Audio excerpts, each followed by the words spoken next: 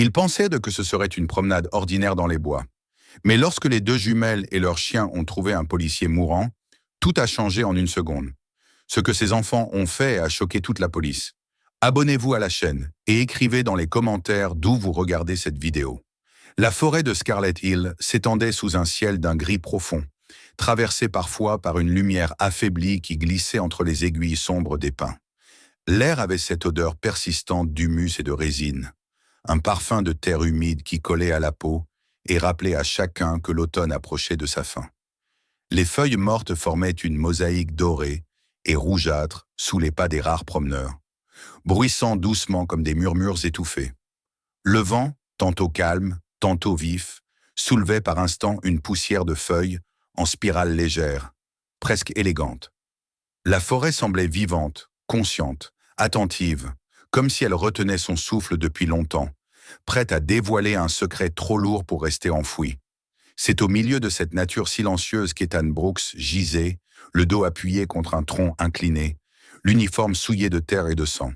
Son visage, d'ordinaire calme et déterminé, était maintenant strié de douleur, pâli par la perte de sang. Une profonde blessure sur son flanc gauche pulsait encore, chaque battement de cœur libérant une nouvelle vague brûlante qui l'obligeait à fermer les yeux pour ne pas sombrer dans l'inconscience. Sa respiration était laborieuse, irrégulière.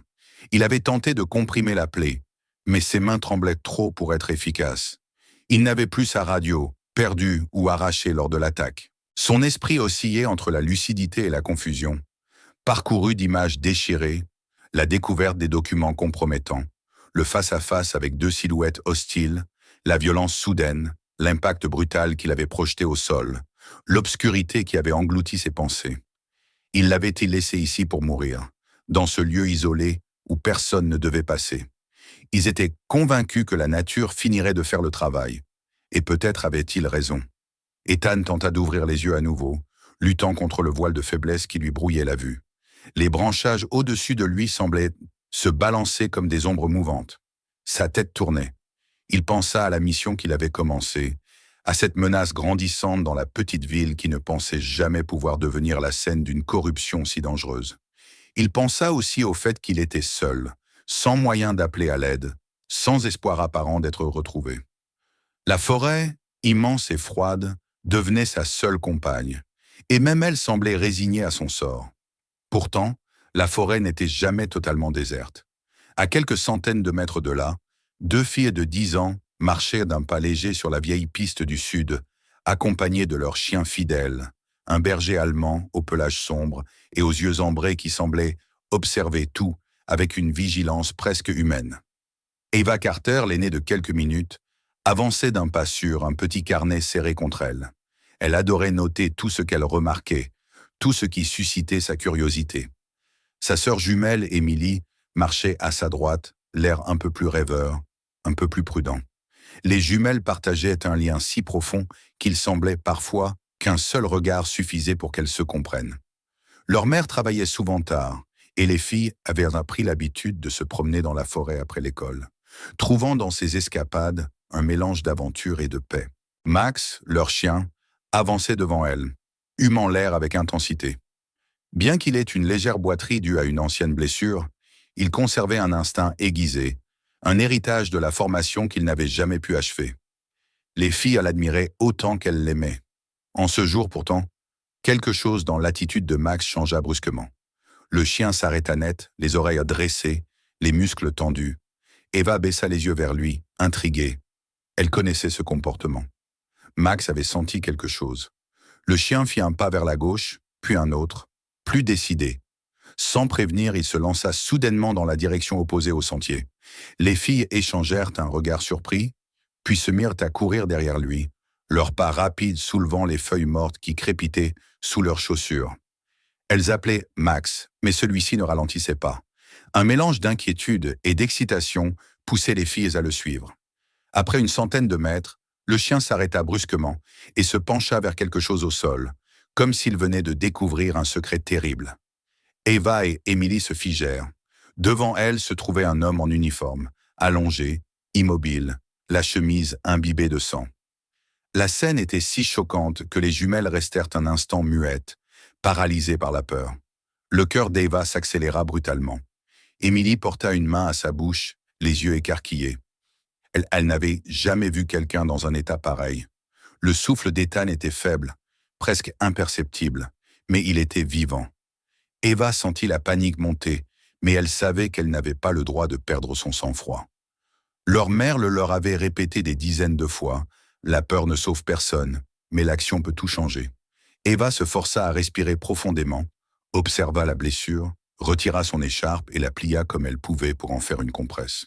Elle appuya sur la plaie avec une fermeté inattendue pour une enfant de 10 ans, priant intérieurement pour que cela suffise à ralentir l'hémorragie. Émilie, les mains tremblantes, sortit de sa poche le vieux téléphone à touche qu'elles utilisaient lors de leur balade. Le premier appel ne passa pas. La couverture réseau était faible. Elle se déplaça de quelques pas, les larmes commençant à lui monter aux yeux, puis recommença. Cette fois, une tonalité, une voix. Émilie expliqua la situation d'une voix à moitié étranglée, essayant de donner le plus d'informations possible. Le temps semblait s'étirer à l'infini. Max s'était couché tout contre Ethan, comme pour lui offrir un bouclier vivant. Le chien grognait doucement dès qu'un bruit étrange retentissait dans la forêt. Eva sentait sous ses doigts les pulsations rapides et irrégulières du blessé. Elle tentait de le rassurer, murmurait qu'il n'allait pas l'abandonner, qu'il devait tenir bon. Elle ne savait pas s'il l'entendait, mais elle refusait de croire que ses paroles se perdaient dans le vide. Au même moment, dans une petite habitation au-dessus d'une boulangerie abandonnée, leur mère, Grace Carter, était assise devant une pile de factures et de reçus. Elle calculait, recomptait, tentait de comprendre comment rattraper ses dettes, comment retrouver un avenir pour la boulangerie qu'elle avait héritée de ses parents. Elle avait les yeux cernés, les mains tremblantes, et un soupir lourd s'échappa d'elle, alors qu'elle réalisait que ses ressources touchaient à leurs limites. Puis son téléphone vibra. Elle pensa d'abord à un rappel de paiement. Mais lorsqu'elle décrocha et entendit que ses filles avaient trouvé un policier blessé, son cœur manqua un battement. La panique se mêla au soulagement. Elles allaient bien, elles n'étaient pas blessées, mais elles avaient été mêlées à quelque chose de grave, bien trop grave pour des enfants. La nouvelle se répandit rapidement dans la petite ville. Les journalistes des chaînes locales, toujours à l'affût de quelque chose susceptible de rallumer l'espoir dans une communauté fatiguée, saisirent l'histoire au vol. Les habitants commencèrent à parler de ces deux jumelles qui avaient sauvé un policier laissé pour mort. La ville avait traversé des mois difficiles, et ce récit soudain de courage enfantin apportait une lueur que personne n'attendait plus. Pourtant, Grace n'aspirait pas à la gloire. Elle voulait seulement que ses filles restent des enfants, qu'elles ne deviennent pas le sujet principal de conversation ou de reportage. Mais pendant que la ville s'animait, une personne observait les événements avec un regard plus analytique. Le détective Lauren Hayes, une femme d'expérience au regard perçant, se tenait sur les lieux de la scène, examinant chaque détail. Elle connaissait la réputation d'Ethan Brooks, sérieux, méticuleux, presque obsédé par la vérité. Si on avait tenté de le tuer, ce n'était pas un hasard. Elle observa les traces de pas, la terre retournée, les marques de lutte. Elle nota aussi l'absence de la radio d'Ethan, probablement volée pour qu'il ne puisse pas appeler à l'aide. Dans son esprit, la conclusion devint rapidement inévitable. Ce policier avait découvert quelque chose que certains voulaient garder enfoui. Lauren sentit la forêt peser sur elle comme un avertissement silencieux. Les criminels qui avaient laissé Ethan pour mort n'auraient probablement pas imaginé que deux enfants le trouveraient. Et maintenant qu'elle l'avait sauvé, elle risquait d'être considérée comme des témoins. La pensée lui serra la gorge. Des enfants de 10 ans, des victimes potentielles. Un frisson lui parcourut la nuque. Elle comprit que l'affaire serait bien plus complexe qu'elle ne l'avait imaginé au départ. Lorsque les secours arrivèrent enfin et emportèrent Ethan sur une civière, Eva et Emily restèrent immobiles, observant les secouristes travailler. Elles tremblaient encore, mais une forme étrange de calme les enveloppait. Elles savaient qu'elles avaient fait ce qu'il fallait. Max se tenait près d'elle, le poil hérissé, les yeux toujours fixés sur les arbres, comme s'il redoutait que l'ennemi surgisse de nouveau. Ce soir-là, alors que la forêt retrouvait son silence, quelque chose avait changé. Les filles ne le savaient pas encore, mais elles venaient de s'élancer dans une histoire qui bouleverserait leur vie, leur ville et le destin de plusieurs personnes autour d'elles.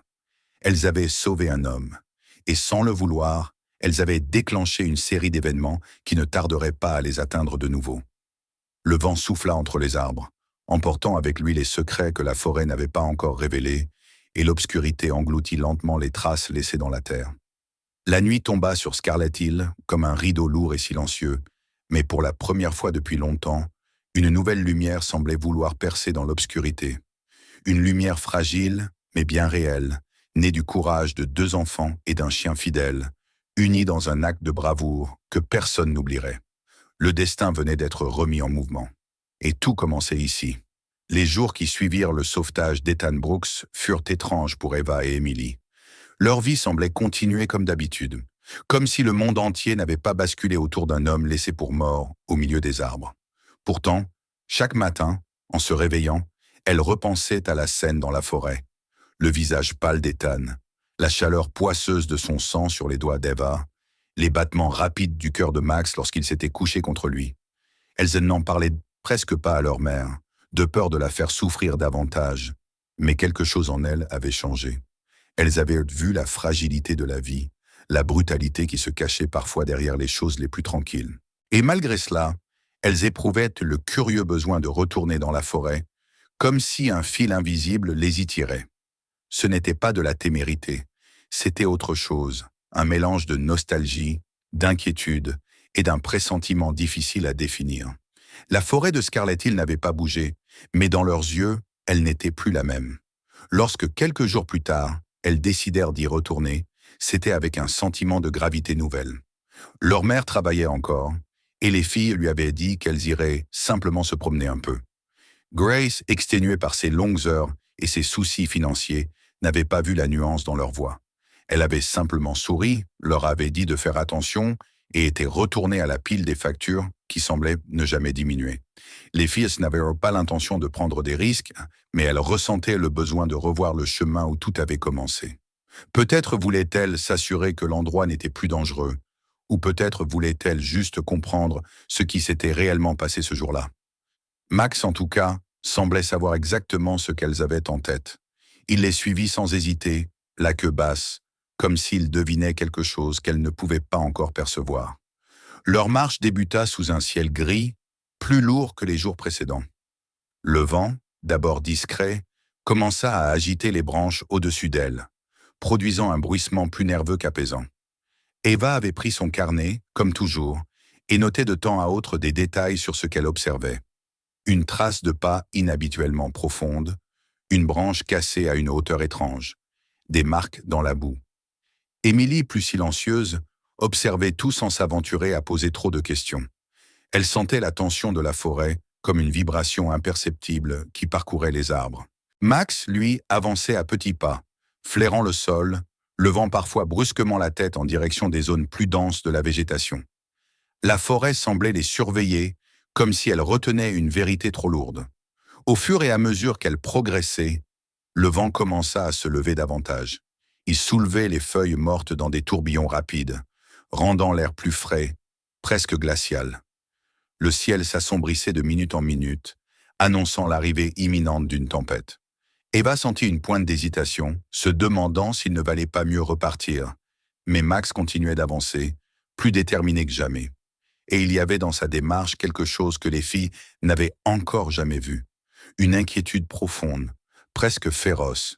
Le chien ne cessait de renifler l'air, les oreilles tendues comme des paraboles. Émilie posa timidement la main sur son dos lorsqu'il s'arrêta net, ses muscles tendus, et la fillette sentit sous sa paume un frisson parcourir l'animal. Ce fut à ce moment-là que les filles entendirent les premiers éclats de voix. Elles se figèrent, croyant d'abord que le vent leur jouait un tour. Puis un mot, distinct, se fraya un chemin entre les rafales. Un rire bref, étranglé, une phrase prononcée d'un ton impatient. Les jumelles échangèrent un regard paniqué. Il n'y avait aucune raison que quelqu'un se trouve ici, à cet endroit précis, surtout avec une tempête qui s'annonçait. Émilie serra la main d'Eva, qui se sentit soudain incapable de respirer. Les voix se rapprochaient. Elles parlaient fort, comme si les hommes qui les produisaient cherchaient en quelque chose ou quelqu'un. Max se tourna lentement vers les filles, poussa un gémissement sourd et se mit à les guider en direction d'un endroit plus sombre de la forêt. Il avançait rapidement, mais avec une précision presque calculée. Les filles, malgré leur frayeur, le suivirent, poussées par l'instinct de survie plus que par la réflexion. Elles sentirent les premières gouttes de pluie contre leur visage. La forêt devenait de plus en plus dangereuse. Les branches ployaient sous la force du vent, certaines s'écrasaient au sol avec fracas. Max mena les filles vers un immense pin dont les racines anciennes formaient une cavité naturelle. L'endroit était sombre, presque dissimulé, mais enfin un semblant de sécurité. Eva prit Émilie par les épaules et l'aida à s'accroupir dans l'abri. Max resta debout, regardant attentivement l'entrée du refuge improvisé. On entendait maintenant les voix distinctement. Deux hommes parlaient entre eux, leurs pas lourds écrasant les feuilles au sol. Leurs échanges étaient hachés, nerveux. Ils évoquaient le policier, puis les témoins. Eva sentit un frisson la traverser. Il parlait d'Ethan, il parlait d'elle. Le cœur des jumelles battait à tout rompre. Elle s'efforçait de rester immobile, ne voulant produire aucun bruit susceptible de trahir leur présence. Le ton des hommes se fit plus agressif. On entendit le bruit d'une branche cassée sous une botte. Les silhouettes se rapprochaient. Max émit un grondement presque inaudible, comme une vibration étouffée dans sa gorge. Ses muscles se tendirent davantage. Dans les yeux du chien se lisait une détermination sans faille, une volonté ferme de protéger les filles, coûte que coûte. Puis ce fut le moment où les pas se trouvèrent si près qu'Eva pouvait distinguer nettement la respiration des deux inconnus. Elle se mouilla les lèvres, terrifiée. Émilie se recroquevilla un peu plus. Les hommes continuaient de chercher, se déplaçant lentement, probablement en scrutant chaque racine, chaque buisson. L'un d'eux marmonna quelque chose sur les deux gamines et le chien. Eva se sentit trembler de la tête aux pieds. Comment pouvaient-ils savoir qu'elles étaient liées à cette affaire? Qui étaient-ils réellement? Max n'attendit pas plus longtemps. Le sol vibra sous son élan soudain. Il bondit hors de la cavité en un éclair noir et fauve. Un cri de surprise s'échappa d'un des hommes, suivi d'un juron. Les bruits de lutte éclatèrent, violents, secs. Le grognement féroce de Max se mêlait aux cris étouffés des deux malfaiteurs. Eva et Émilie, pétrifiées, entendirent le fracas des corps se débattant dans les feuilles mouillées, puis un coup sourd qui fit écho dans toute la clairière. Max aboyait, puis un gémissement déchirant coupa le son, comme si l'air avait été arraché à l'animal. Émilie porta les mains à sa bouche, sentant les larmes envahir ses yeux. Les bruits s'éloignèrent peu à peu, comme si Max avait réussi à attirer les hommes plus loin dans la forêt. La tempête redoubla de violence, ajoutant un vacarme assourdissant à la scène. Eva tenta de s'avancer vers l'ouverture, mais la peur la cloua au sol. Elle n'entendait plus que le vent, la pluie et le battement effréné de son propre cœur. Le silence revenu était presque plus terrifiant que le tumulte précédent.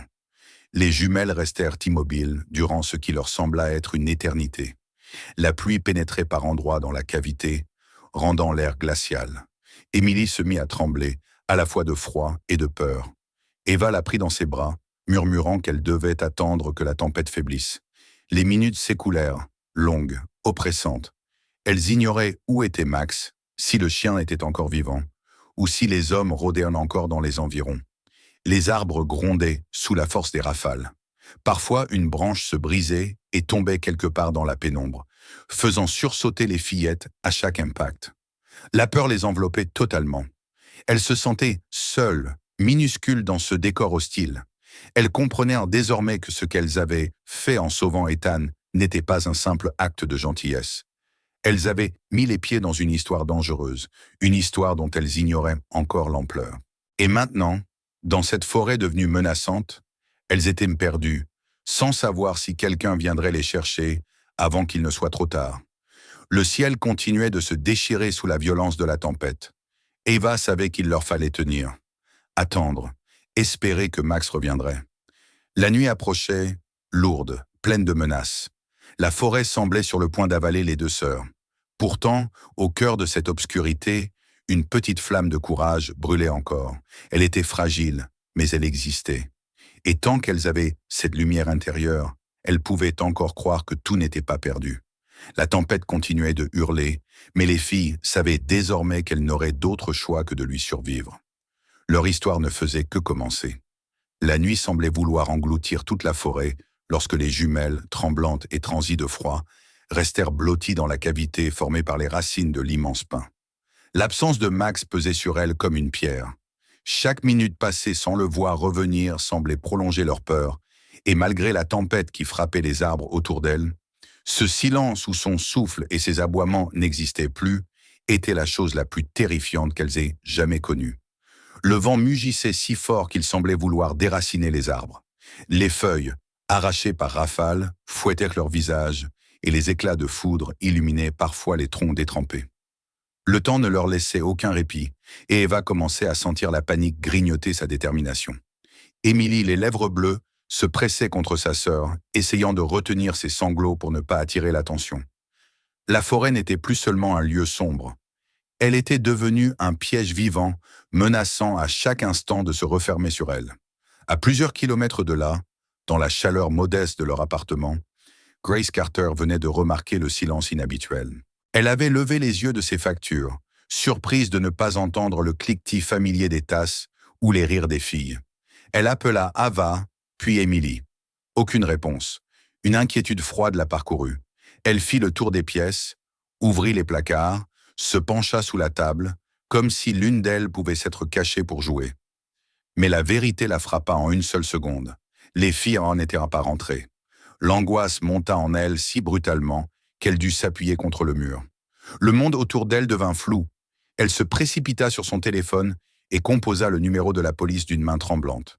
La voix qu'elle entendit lui demanda de respirer lentement. Mais c'était impossible. Ses filles, 2 enfants à peine sortis de l'innocence, étaient seules dans la forêt en pleine tempête. L'inquiétude se transforma en un désespoir qu'elle n'avait jamais connu. Ethan Brooks, encore alité dans une chambre d'hôpital, entendit son nom résonner dans le couloir avant même que la porte ne s'ouvre. Un policier lui annonça d'une voix hésitante que les jumelles Carter avaient disparu en forêt. Ethan sentit une décharge d'adrénaline le traverser. Il tenta de se redresser malgré la douleur vive dans son flanc. Il savait ce que signifiait une disparition dans cette forêt. Il savait aussi que les hommes qui lui avaient tendu un piège n'avaient probablement pas quitté les environs. Il ne pouvait pas rester ici alors que les 2 filles qui lui avaient sauvé la vie se trouvaient peut-être en danger. Lauren Hayes, informée elle aussi, arriva dans la chambre et, en voyant l'expression déterminée d'Ethan, comprit immédiatement ce qu'il s'apprêtait à faire. Elle tenta de s'opposer, évoquant son état, la nécessité de repos, l'imprudence d'un tel geste. Mais Ethan n'entendait rien. Il répéta que les filles n'avaient que 10 ans, que cette forêt devenait un nid de menaces et qu'il ne pouvait pas rester sans agir. Lauren dut finalement céder. Il n'y avait rien de plus puissant que la gratitude d'un homme dont la vie avait été sauvée par 2 enfants. La pluie battait violemment les vitres de la voiture de patrouille lorsque l'équipe de recherche arriva à la lisière de la forêt. Les policiers enfilèrent des vestes imperméables, vérifièrent leur équipement, distribuèrent des lampes et des radios. Ethan, malgré son bandage et la douleur lancinante, rejoignit le groupe. Lauren l'observa un instant, partagée entre admiration et crainte. La forêt paraissait gigantesque dans l'obscurité, chaque arbre devenant une ombre inquiétante, chaque bruissement un présage. Les policiers savaient que le temps jouait contre eux. La température avait chuté, et si les filles étaient blessées ou perdues, leurs chances de survie diminuaient à chaque minute. Les recherches débutèrent méthodiquement. Lauren dirigeait les opérations. Elle avait un instinct presque surnaturel pour lire les traces au sol.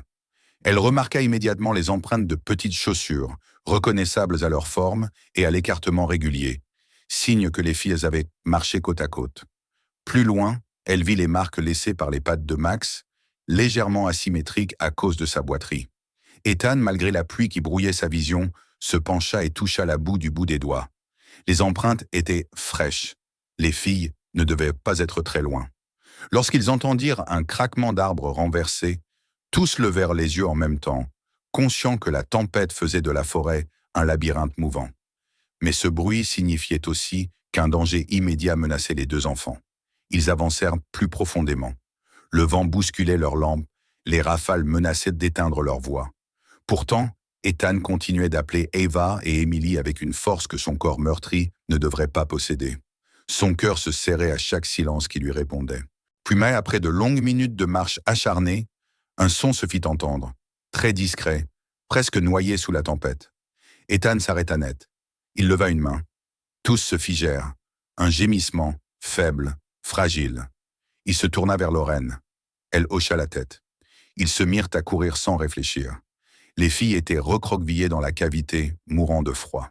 Leur corps tremblait violemment, leurs visages étaient luisants de pluie et marqués de terre. Lorsque les lampes des policiers éclairèrent enfin leur cachette, Émilie éclata en pleurs. Ethan fut le premier à se précipiter vers elle. Eva, en le reconnaissant, sentit son cœur se libérer d'un poids insupportable. Il les enveloppa toutes les deux dans les bras, ignorait la douleur qui lui transperçait le flanc. Elles étaient vivantes. Elles respiraient. C'était tout ce qui comptait.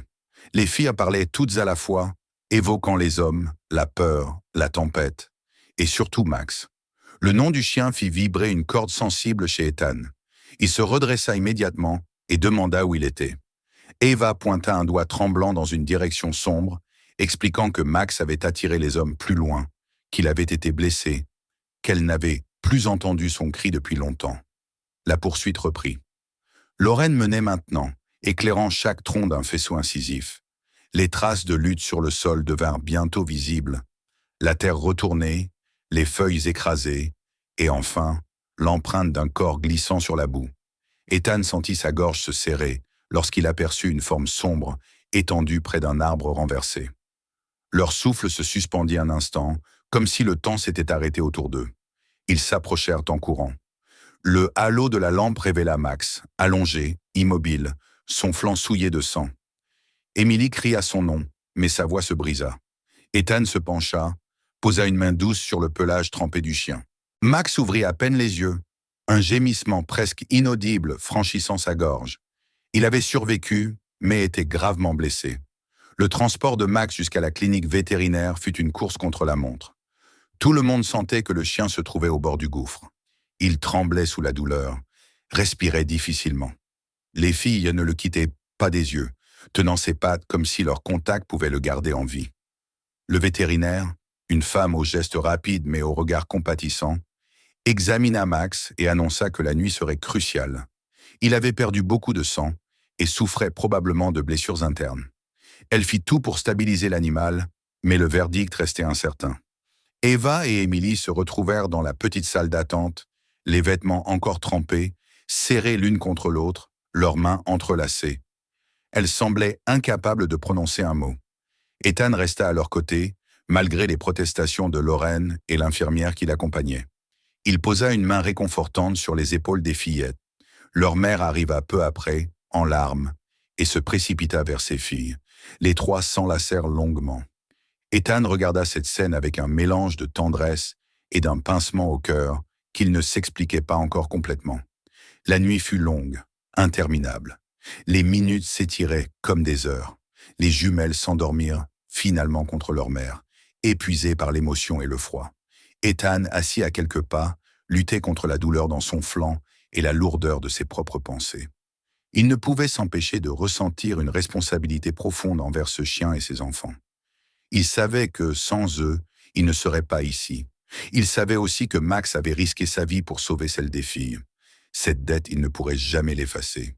Lorsque l'aube finit par poindre, teintant le ciel d'un rose pâle, la vétérinaire sortit enfin de la salle d'opération. Elle les observa un instant avant de sourire doucement. Max avait survécu. Il avait lutté toute la nuit, mais son cœur, solide et fidèle, avait tenu bon. Les filles éclatèrent en larmes de soulagement, se précipitant vers lui dès qu'on leur permit d'entrer. Le chien leva légèrement la tête, battant faiblement de la queue. Le voir ainsi, vivant, fit disparaître une partie de la peur qui les avait consumés. Ce moment resta gravé dans la mémoire de chacun. Et alors que le soleil se levait sur Scarlet Hill, dissipant les ombres lourdes de la tempête, tous comprirent que cette épreuve avait créé un lien indestructible entre eux. Leur vie venait de changer, encore une fois, et ce changement, pour la première fois depuis longtemps, portait la promesse d'un avenir meilleur. Les premières lueurs du matin éclairèrent doucement la petite clinique vétérinaire, dissipant les ombres longues et silencieuses qui s'étiraient encore sur les murs. La nuit avait été un interminable tunnel d'angoisse, mais le soleil, timide d'abord, venait de confirmer que cette épreuve n'était plus qu'un souvenir récent, douloureux mais surmontée. Dans la pièce où Max reposait, Eva et Emily s'étaient installées près de lui dès qu'on leur avait donné la permission. Le chien, bien qu'affaibli, reprenait lentement des forces, respirant désormais de manière plus régulière. Son regard fatigué s'éclairait chaque fois qu'il entendait les voix des fillettes. Leur présence semblait agir comme un baume invisible, et les filles, malgré leur propre fatigue et les larmes séchées sur leurs joues, restaient auprès de lui avec une dévotion silencieuse. Leur mère, Grace, les observait en silence, encore secouée par la peur qu'elle avait vécue, mais traversée d'un soulagement presque douloureux. Tout ce qui comptait pour elle était que ses filles soient en vie et en sécurité, et que Max, leur fidèle compagnon, ait survécu. Dans le couloir, Ethan Brooks se tenait appuyé contre le mur, la main posée sur son flanc bandé. Sa douleur était toujours vive, mais il n'y prêtait presque plus attention. Sa nuit avait été partagée entre l'inquiétude pour les filles et la gratitude d'être en vie. Il pensait à tout ce qui s'était déroulé, l'attaque dans la forêt, la solitude de ces dernières 2 minutes conscientes, le courage immense de ces 2 petites filles qui avaient refusé de laisser un inconnu mourir. Tout cela avait mis en lumière une vérité qu'il n'avait pas voulu affronter jusqu'à présent. Il avait passé trop de temps à se laisser engloutir par son travail et par ses souvenirs, à tenir les autres à distance, à vivre comme un homme isolé dans un monde qu'il observait sans jamais vraiment y participer. La famille Carter avait réveillé quelque chose qu'il croyait éteint en lui. En regardant Grace tenir ses filles dans ses bras, il ressentit un besoin profond et simple, celui d'être là, pour elle, pour Max, pour lui-même. Les jours qui suivirent apportèrent un calme étrange, mais bienvenu. La tempête avait laissé des traces dans la forêt, mais la petite ville de Scarlet Hill, ébranlée par les événements, avait soudain retrouvé une forme d'unité qu'elle semblait avoir perdue. Dès que l'histoire du sauvetage d'Ethan et de la bataille héroïque de Max s'était répandue, les habitants s'étaient mobilisés. Certains venaient porter des repas à la famille Carter, d'autres offraient leur aide pour les réparations nécessaires dans leur quartier. Il y avait dans l'air une énergie nouvelle, presque joyeuse, comme si on avait enfin trouvé une raison valable de se rappeler que la solidarité existait encore. Pour Grace, ces marques d'attention représentaient plus qu'un simple geste de générosité. Depuis la fermeture de sa boulangerie, elle avait l'impression de porter seule tout le poids de sa vie, de ses dettes, de l'avenir de ses filles. Elle n'avait jamais demandé d'aide, par fierté autant que par habitude, mais l'histoire de ses enfants avait touché quelque chose dans le cœur des habitants. Bientôt, certains proposèrent de l'aider à rouvrir la boulangerie et d'autres lui offrirent des matières premières ou du matériel pour qu'elle puisse repartir. Touchée par cet élan d'entraide, Grace n'eut plus le courage de refuser. Elle accepta, les larmes aux yeux, en promettant de rendre à la ville toute la gentillesse qu'elle recevait. Quelques semaines suffirent pour transformer la vieille boulangerie abandonnée en un lieu vivant et chaleureux. Les murs furent repeints, les étagères réparées, et l'enseigne, affichant désormais Carter & Comer Bakery, fut installée au-dessus de la porte avec une fierté discrète, mais palpable. Le matin de l'ouverture, une file d'attente s'étendait déjà jusqu'à la place principale. Les gens venaient autant pour soutenir Grace que pour goûter ces fameuses pâtisseries, dont les recettes étaient transmises depuis plusieurs générations. Mais surtout, tout le monde voulait découvrir les muffins du héros, une création spécialement inspirée de l'histoire d'Eva, Emily et Max, devenue un symbole inattendu d'espoir et de bravoure. Chaque muffin portait une petite médaille en chocolat représentant une patte de chien, un hommage discret mais touchant à Max, qui était devenu l'idole du quartier. Eva et Emily, de leur côté, devinrent très vite les porte-paroles d'un nouveau programme scolaire sur les gestes de premier secours pour les enfants. Elles avaient éveillé une conscience collective. Personne n'imaginait que 2 fillettes de 10 ans puissent sauver un policier gravement blessé. Mais elles l'avaient pourtant fait avec un instinct impressionnant. Les écoles les invitaient pour raconter leur histoire, expliquer comment elles avaient gardé leur sang-froid, et encourager d'autres enfants à apprendre les gestes simples qui pouvaient sauver une vie. Elles étaient encore jeunes, un peu timides face à tant d'attention, mais chaque fois qu'elles prenaient la parole, leur voix s'affermissait. Elles faisaient preuve d'une maturité étonnante, née de la tempête qu'elles avaient traversée. Max, quant à lui, se remettait lentement. Les premiers jours, il marchait difficilement, fatigué et encore faible. Mais son regard restait vif et il montrait une volonté farouche de reprendre ses habitudes. Lorsque le conseil municipal organisa une petite cérémonie pour lui remettre la médaille de bravoure civile, toute la ville se réunit sur la place pour l'applaudir. Le chien, trop modeste pour comprendre exactement ce qui se passait, se contenta de remuer la queue et de poser sa tête contre les mains tendues vers lui. Les enfants l'aimaient, les adultes l'admiraient, et Ava et Emily ne pouvaient être plus fières. Elles se souvenaient du moment où Max avait sauté hors de la cachette pour les protéger, et elles savaient qu'aucune médaille ne pourrait jamais exprimer toute leur gratitude envers lui. Pendant ce temps, Ethan Brooks retrouvait peu à peu ses forces. La blessure sur son flanc le tiraillait encore parfois, mais il reprenait l'entraînement avec une détermination renouvelée. Toutefois, ce n'était pas seulement son corps qu'il cherchait à renforcer, mais aussi son esprit. Il en avait assez de vivre dans les regrets du passé ou dans l'obsession d'un travail qui l'éloignait des autres. Sauvé par 2 enfants et un chien qui avaient risqué leur vie pour lui, il comprit qu'il avait désormais une responsabilité morale envers eux. Il devint volontaire dans un programme d'encadrement pour les jeunes, utilisant son expérience pour leur transmettre les valeurs de protection, de justice et de persévérance. Mais au-delà de ces nouvelles activités, quelque chose se transformait doucement en lui. Chaque dimanche, il se rendait à la boulangerie de Grace pour partager un dîner avec elle et les filles. Ce rendez-vous devint vite un rituel auquel personne ne voulait renoncer. Autour de la table, éclairée par la lumière douce des lampes suspendues, les conversations portaient autant sur les petits événements du quotidien que sur les projets d'avenir. Ethan riait plus souvent. Grace retrouvait une sérénité qu'elle croyait perdue, et les jumelles s'épanouissaient sous cette atmosphère simple et chaleureuse. Parfois, Max s'installait à leurs pieds, posant sa tête sur les genoux d'Ethan ou de l'une des filles. Dans ces moments-là, tout semblait à sa place, comme si chacun avait enfin trouvé le rôle qu'il devait jouer dans la vie des autres. Un soir, après une journée particulièrement chargée à la boulangerie, Grace ferma les portes plus tard que d'habitude. Le silence de la rue la surprit. Ava, Emily et Max s'étaient installés sur les marches du perron, observant le ciel nocturne qui s'étendait au-dessus du sommet sombre de la forêt. Les arbres, qui quelques semaines plus tôt avaient été le théâtre de tant de peur, semblaient désormais paisibles, détendus, presque protecteurs. Les filles murmuraient entre elles, parlant de leurs souvenirs, de la tempête, de leurs rêves futurs. Max, couché contre elle, respirait tranquillement, son flanc montant et descendant de manière régulière. Grace s'approcha, s'arrêta un instant pour contempler la scène et sentit son cœur se serrer d'une émotion profonde. Elles avaient survécu, elles avaient grandi. Elles n'étaient plus les mêmes enfants insouciantes qu'avant, mais quelque chose de beau s'était construit en elles. Eva songea à ce qu'elle avait appris dans la forêt. La véritable bravoure n'est pas l'absence de peur, mais la capacité d'agir malgré elle. Emily caressa doucement la tête de Max, se rappelant la chaleur de son poil sous ses doigts, au milieu du froid, la sensation de sa présence protectrice. Elle comprenait que parfois, un simple acte d'amour ou de courage pouvait changer une vie entière. Et en regardant leur mère, elle savait qu'elles étaient entourées d'une force qui dépassait les mots. Ethan arriva quelques minutes plus tard, saluant Grace avec un sourire calme.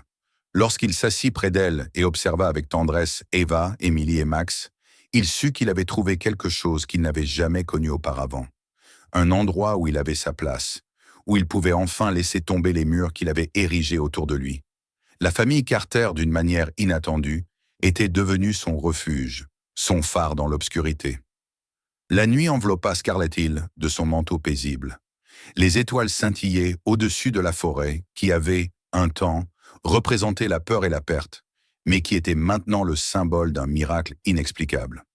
Parfois, songea Grace, un miracle n'est rien d'autre que de l'amour qui refuse d'abandonner.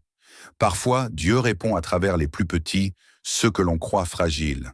Et parfois, une vie sauvée ouvre la voie à une vie nouvelle, pleine de lumière, de gratitude et d'espoir. Ainsi se fermait un chapitre dans la vie de la famille Carter et d'Ethan Brooks. Mais ce n'était qu'un début. Une nouvelle histoire, plus douce, commençait déjà à s'écrire, portée par le souffle tranquille d'un chien héros, par le rire de 2 fillettes qui avaient retrouvé leur courage, et par la paix retrouvée d'un homme qui avait enfin compris ce que signifiait vraiment être vivant. Regardez d'autres histoires sur la chaîne. La suite vous y attend déjà. Abonnez-vous pour ne pas manquer le dénouement et partagez cette vidéo Peut-être que quelqu'un en a vraiment besoin en ce moment.